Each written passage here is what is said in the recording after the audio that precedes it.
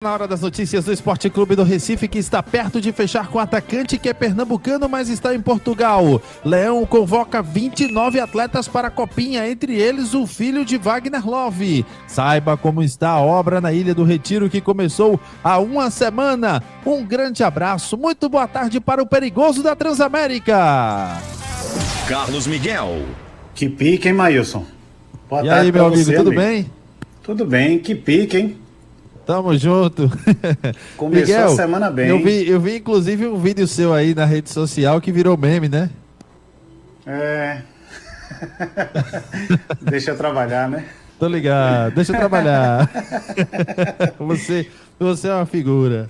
Começou bem a semana, viu, Maílson? No pique da Transamérica, um abraço pra junto, você. Vamos embora. Vamos nessa, para toda a nossa equipe e para os ouvintes, galera do Leão, galera rubro-negra, que tá na expectativa, né, de começar a semana com contratações.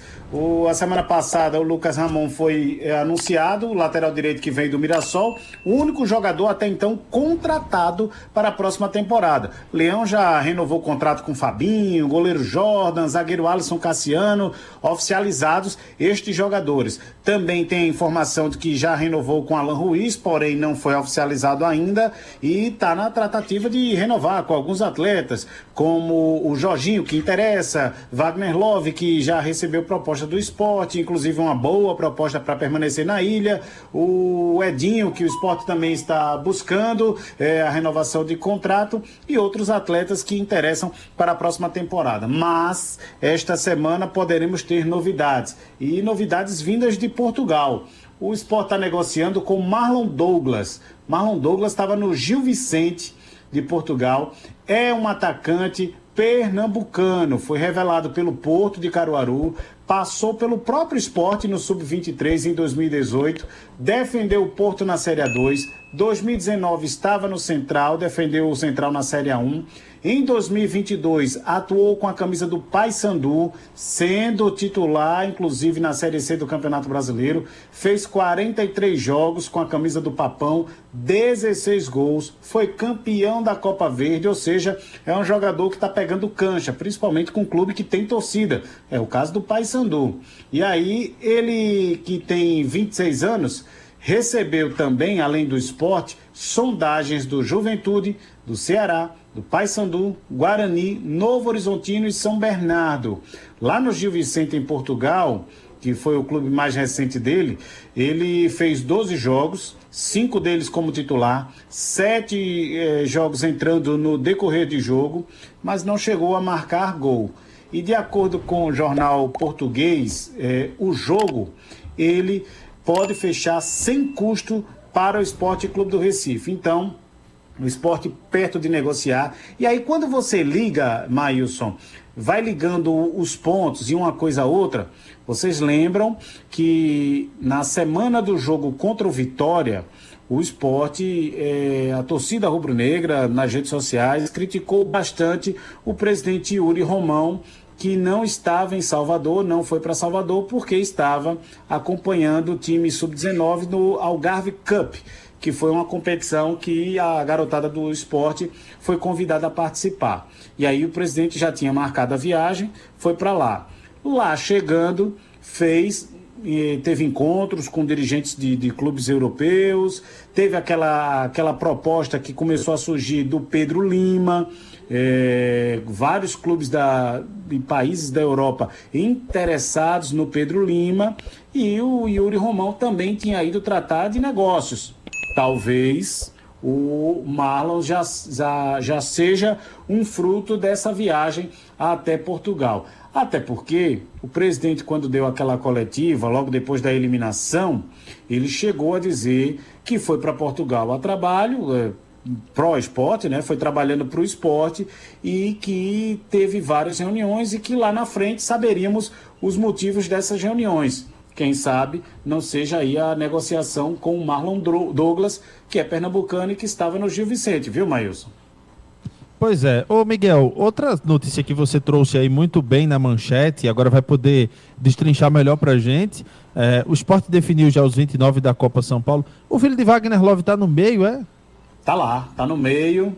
e quem sabe essa permanência do filho do Enzo Wagner, que é o nome do filho do Wagner Love, não seja aí um fator preponderante para a permanência dele em Pernambuco e quem sabe até aceitar a proposta do Sport, porque o Sport não tinha renovado, chegou a anunciar que Wagner Love não fazia mais parte dos planos, mas depois voltou atrás e fez uma proposta oficial em relação a estar aguardando. Mas, para a gente falar da Copinha, o grupo do Sport é o grupo 23, a sede é Itaquaquecetuba, tem como adversários o Aster Brasil de São Paulo, o Santo André de São Paulo e o Cruzeiro das Alagoas. Primeira fase, jogos só de ida, competição inclusive tem 128 clubes, 32 grupos, começa no dia 2 de janeiro, termina no dia 25, que é o aniversário da cidade de São Paulo, e tem 29 atletas convocados para a Copinha Sub-20 do Leão, que tem o comando do Thiago Largue. São eles, goleiros Cauê, Davi e Eric,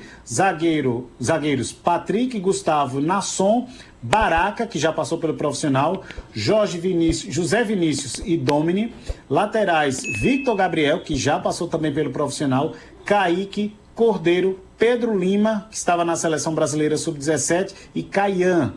Os volantes, Bruno, Vitor Neves, João Victor e Luiz Henrique. Os meias, Arthur Baggio, Thales, Gustavinho e Breno. Os atacantes, Bispo, Natanael, Enzo Wagner, que é o filho do Wagner Love, Jean, Gil Wagner, Marcelo Henrique e Tauan. São esses jogadores convocados. E aí vocês vão me perguntar, ora, cadê o goleiro Paulo Victor? Cadê o volante Dedezinho? Dedezinho, inclusive, foi Seleção Brasileira Sub-17, convocado junto com Pedro Lima, chegou a fazer amistosos com a seleção. Cadê o meio atacante Fernandinho?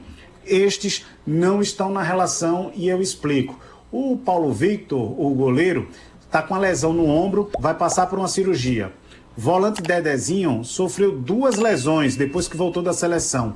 Uma na panturrilha, outra na posterior da coxa. Está no período de transição, mas aí não tem tempo hábil de recuperação para viajar com o time da Copinha. E o meio atacante Fernandinho sofreu uma torção no tornozelo e continua no departamento médico. A previsão de transição, que é aquela parte quando sai do departamento médico e vai para o departamento físico, é só nesta semana. E aí também não teria tempo hábil dessa recuperação. Então o Sport teve que cortar esses 3 nomes da relação: o goleiro Paulo Vitor, o volante Dedezinho e o meio atacante Fernandinho. Mas os convocados estão aí, garotada animada, estão na expectativa já de viajar para São Paulo. Inclusive tem atletas, viu, Maílson, que renovaram o contrato. O zagueiro Nasson, o meia Gustavo, que eles renovaram até 2024, final do ano que vem. O atacante Thales renovou até 2025. O goleiro Cauê renovou até 2026. E o zagueiro Baraca, esse nome está mais próximo da memória do torcedor, porque também passou pelo profissional, renovou até 2027. Certo, Miguel. E em relação a essa obra da Ilha do Retiro, né? Uma obra que começou há uma semana e que o torcedor quer ver, claro, ela andar com brevidade para não se tornar um padrão obra pública. Então, tá andando, tá caminhando direitinho ou tá naquele padrão ainda lentamente?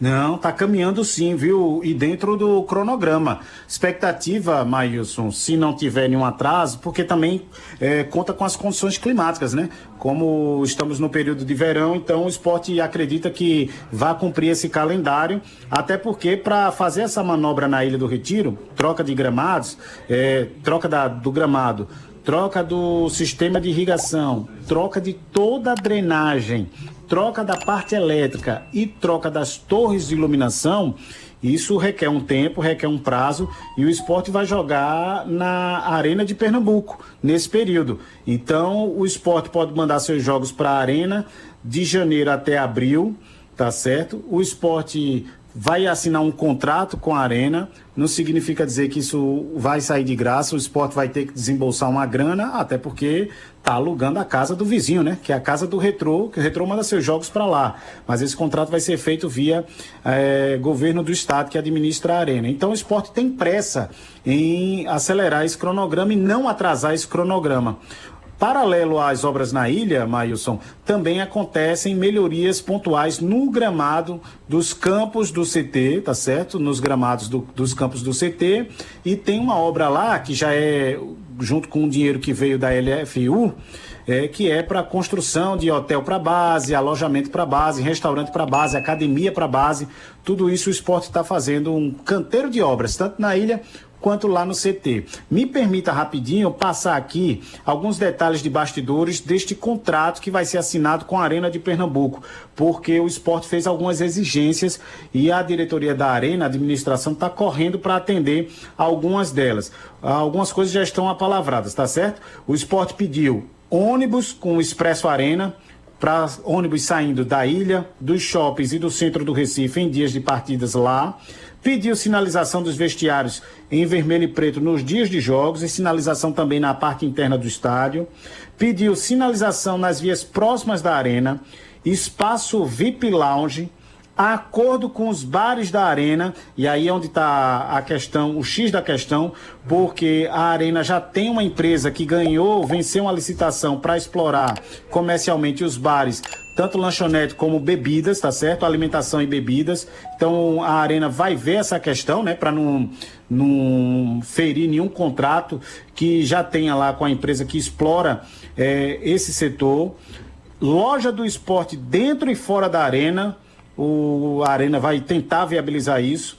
E a Arena também prometeu melhoria no gramado, e a promessa é deixar com um gramado bem pertinho do que foi entregue na época da Copa do Mundo. Então essa parceria vai ser selada com o esporte. A promessa é que o esporte não tem um custo adicional para isso, ou seja, o dinheiro que o esporte gasta, por exemplo, para colocar a ilha para funcionar, seja o dinheiro que o esporte coloque lá na Arena nos dias que forem jogar lá. E ainda tem a questão, né, da federação não colocar partidas que choquem, tanto a do esporte como a do Retrô, que vão atuar lá na Arena de Pernambuco, em São Lourenço da Mata, nesses próximos 4 meses.